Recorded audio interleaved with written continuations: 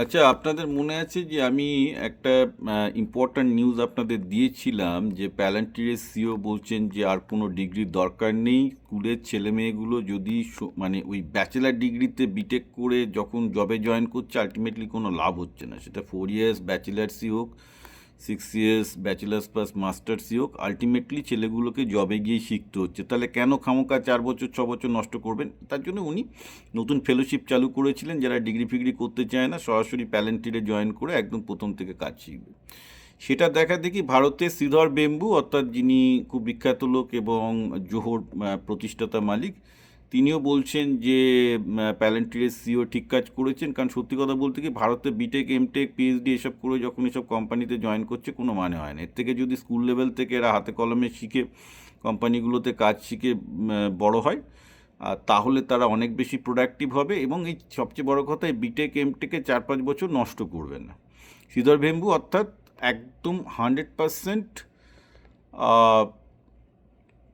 প্যালান্টিরের CO তত্ত্বকে support করছেন এবং উনি ওনার নিজের কোম্পানি তো বলছেন আর ডিগ্রি ফিগ্রির দরকার নেই, একদম স্কুল লেভেল থেকেই তোমরা চলে এসো।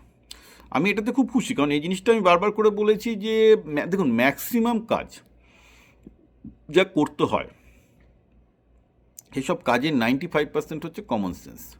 একটা ক্লাস 8 পাস করা ভারতবর্ষে যত কাজ হয় তার 95% কাজ একটা ক্লাস 8 পাস করা ছেলে ঠিকঠাক করতে পারে। তার সাথে একটু কমন সেন্স দরকার, একটু ট্রেনিং দরকার।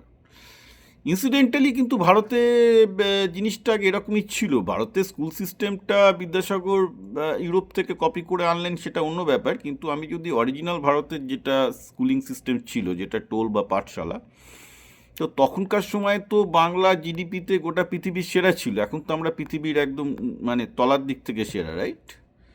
কারণ কি, তখন ছেলেমেয়েরা ওই রকম ওই ব্যাচেলার মাস্টার্স ইত্যাদি ইত্যাদি গালভরা ডিগ্রি নিয়ে সময় নষ্ট করতো না, আর ওইসব ডিগ্রিরও কোনো দাম ছিল না।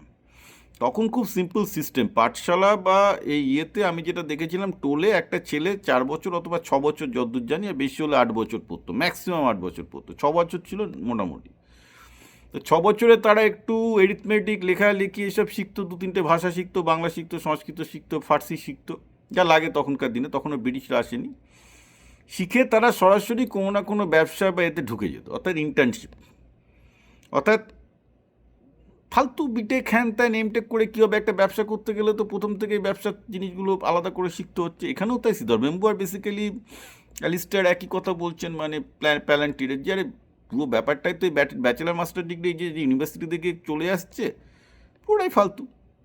তো তাই জন্যে শ্রীধর বেম্বুও তার জোহতে ব্যাচেলার্স মাস্টার ডিগ্রির প্রয়োজনীয়তা তুলে দিচ্ছেন। বাই দ্য ওয়ে, ইনফোসিস টিসিএসও কিন্তু অনেকটাই একই কাজ করেছে। ওরা বিটেকটা ছেড়ে দিয়ে এখন শুধু বিসিএ বিএসসিদেরও নিচ্ছে।